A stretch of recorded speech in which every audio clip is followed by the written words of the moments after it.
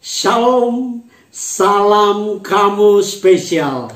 Saya senang sekali kita bisa berjumpa kembali dan topik pembahasan kita adalah pujian mengubah penderitaan.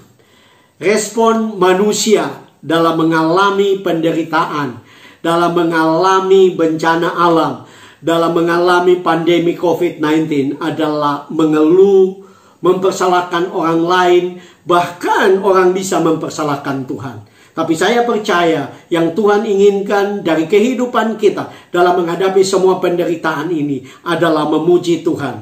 Beberapa waktu yang lalu teman saya, seorang hamba Tuhan di Depok, bersaksi bagaimana dia mengalami COVID-19. Dia positif dan dia harus masuk ke rumah sakit. Dan pada beberapa hari kemudian, dia mengambil keputusan untuk memuji Tuhan. Dia mengakui bahwa dia tidak pandai menyanyi, bahkan suaranya tidak baik.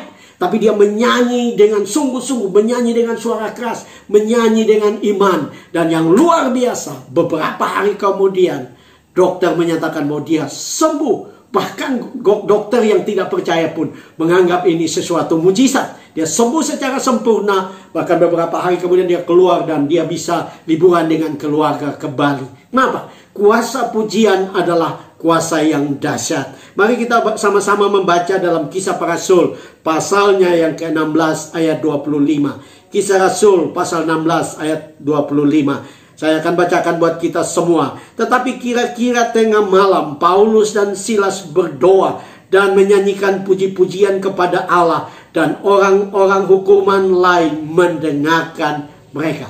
Paulus dan Silas baru saja didera, dicambuk, mereka dianiaya, dan mereka kemudian dipasung di penjara. Tetapi Alkitab mengatakan respon mereka bukan mengeluh. Respon mereka adalah memuji Tuhan, memuliakan Tuhan, dan mujizat mulai terjadi. Ada dua hal yang kita bisa belajar dari pujian mengubah penderitaan. Yang pertama adalah pujian mengubah penderitaan karena surga merespon. Bapak Ibu Saudara-saudara, waktu Paulus dan Silas mulai memuji Tuhan, menyanyikan puji-pujian dengan suara keras, Alkitab mengatakan para tahanan yang lain mendengarkan puji-pujian mereka.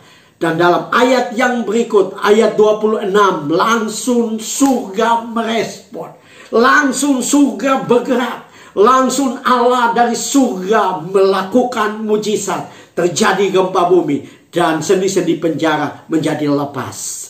Saya tidak tahu penderitaan apa yang sedang engkau alami akibat dari semua yang sedang terjadi. Mungkin engkau mengalami kekurangan, engkau mengalami masalah dalam bisnis dan pekerjaan. Mungkin engkau mengalami masalah dalam keluarga. Saya mau katakan respon terbaikmu adalah memuji Tuhan. Kenapa kita harus memuji Tuhan? Dalam Mazmur 22 ayat yang keempat. Di situ dikatakan, padahal engkaulah yang kudus, yang bersemayam di atas puji-pujian orang Israel. Waktu kita memuji Tuhan, kita meninggikan nama Tuhan. Tuhan bertakhta di atas pujian kita. Tuhan duduk, dan saya percaya waktu dia duduk di atas pujian kita, penderitaan kita, masalah kita, problema kita diselesaikan. Nah, bagaimana kalau kita bersungut-sungut, mengeluh, mempersalahkan orang lain? Bapak Ibu Saudara, waktu kita melakukan, saya berani mengatakan bahwa yang respon adalah iblis. Seperti apa yang terjadi dengan Kain. Waktu dia iri hati dengan Habel, Allah berkata kepada dia, iblis sedang mengintip engkau. Waktu kita mengeluh, iblis akan datang dan mulai membuat kita lebih tidak berbahagia. Lebih lagi menderita, lebih lagi banyak masalah. Tapi kalau kita memuji Tuhan, surga akan merespon. Mujizat mulai terjadi dalam hidupmu. Yang kedua, pujian mengubah penderitaan karena akan berdampak besar. Waktu kita memuji Tuhan, waktu kita meninggikan Dia, yang pertama yang terjadi adalah terjadi kelepasan dalam kehidupan kita. Kita mulai bebas secara rohani dalam menghadapi semua penderitaan. Kita mulai mengalami kuasa pujian. Kita mulai punya sukacita yang datang daripada Tuhan. Karena Tuhan mulai memberi kelepasan kepada kita. Yang berikut adalah dengan kita memuji Tuhan, surga merespon, maka dampaknya adalah ada banyak orang diberkati. Saya percaya para tahanan yang lain akan berkata, luar biasa. Kedua orang ini, itu Paulus dan Silas, mereka ada dalam penjara, tapi mereka memuji Tuhan. Dan mereka pasti diberkati, mereka pasti dikuatkan, mereka pasti dihiburkan. Dan teristimewa, Alkitab mengatakan dampak dari pujian itu, kepala penjara dan seisi keluarganya diselamatkan oleh Tuhan.